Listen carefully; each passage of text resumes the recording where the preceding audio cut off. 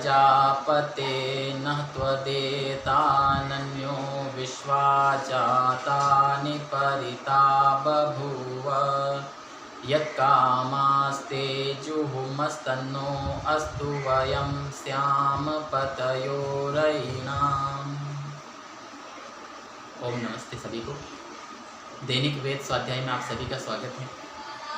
आज हमने ऋग्वेद मंडल 10 सूक्त 121 के 10वें मंत्र पर का पाठ किया। इसका अर्थ है महर्षि दयानंद जी करते हुए कहते हैं, हे सब प्रजा के स्वामी परमात्मा, आपसे भिन्न दूसरा कोई उन इन सब उत्पन्न हुए जड़ चेतनादिकों को नहीं तिरस्कार करता है, अर्थात आप सर्वोपरि हैं। जिस जिस पदार्थ की कामना वाले हम लोग आपका आश्रय लेवें और वांछा करें, उसकी कामना हमारी सिद्ध होवे, जिससे हम लोग धन ऐश्वर्यों के स्वामी होवे। इस मंत्र में 2-3 बात महत्वपूर्ण कही गई है। एक तो कहा कि हे प्रजापते, प्रजापिता, ये प्रजापति उसका संबोधन है।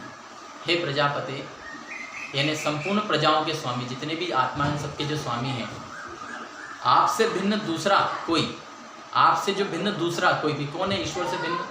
हमने इस वैदिक सिद्धांतों में समझा है कि 3 पदार्थ हैं केवल संसार में, एक ईश्वर, एक आत्मा, आत्मा अनंत है, और एक प्रकृति।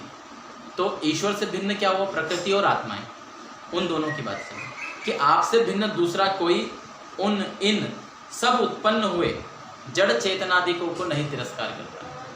उन इन से दोनों को कहा है, प्रकृति और पुरुष आत्मा हो। उन और इन दोनों कौन कौन? उत्पन्न हुए जड़ चेतनादि को। एक तो उत्पन्न हुए वो जड़ भी है, चेतन भी। जैसे हमारा शरीर जो है आत्मा से मिला हुआ है, इसलिए ये चेतन कहलाता है। जैसे और अन्य प्राणी जो है, और दूसरे जड़ क्या है, जैसे पृथ्वी, सूर्य आदि, ये जितने भी उत्पन्न हुए हैं, इन सभी चेतन आदिकों को नहीं तिरस्कार करता है। आपसे भिन्न दूसरा कोई, जितने भी संसार में जितने पदार्थ हैं, उन सबको तिरस्कार आपसे भिन्न दूसरा कोई नहीं करता है। जैसे ये जो सूर्य, चंद्र, पृथ्वी आदि और प्राणी जगत उत्पन्न हुआ है, इनको तिरस्कार कौन करता है? आपसे भिन्न आत्मा और प्रकृति जो दोनों, हालांकि उन्हीं से बने हैं, लेकिन वो इनको तिरस्कार नहीं कर सकते क्योंकि उनके सामर्थ्य नहीं है।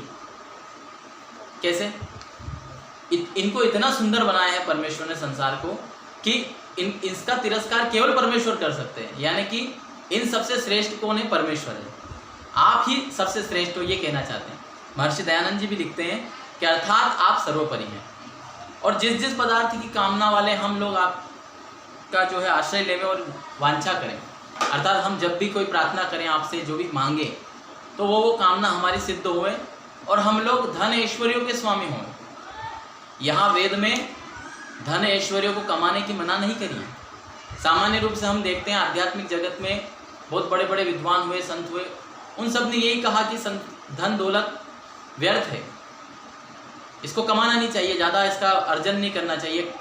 एक श्लोक भी लिखा, अर्थानाम अर्जने दुखम दुखम च रक्षणे, अर्थात इन अर्थों को, अर्थ है ने धन संपदा को, एक तो कमाने में दुख, पहले तो मेहनत करके कमाओ खूब, और फिर इनको बचाने में दुख।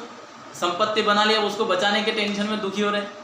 तो कहा अर्थानाम अर्जने दुखम दुखम च रक्षणे, आये दुखम व्यय दुखम धिक अर्थान कष्ट संशयान। यानी अर्थों के कमाने में आय में दुख, व्यय में दुख, तो फिर धिक्कार है ऐसे धन ऐश्वर्य को कमाने से। तो इस तरह की बातें भी कही। हालांकि ये वैरागी व्यक्ति के लिए है और अच्छी बात है, लेकिन हम सांसारिक जीवन के जो लोग हैं, हम सबके लिए धन कमाने की मना ही नहीं करी है वेदों में। हम कमाएं, किंतु न्यायपूर्वक ईमानदारी से अच्छा धन कमाएं, ऐसी आज्ञा वेद में हमें दी है। तो हम सब धन ऐश्वर्यों के स्वामी होवे, यह भी बात इस वेद मंत्र में कही है। तो आप सबका बहुत बहुत धन्यवाद।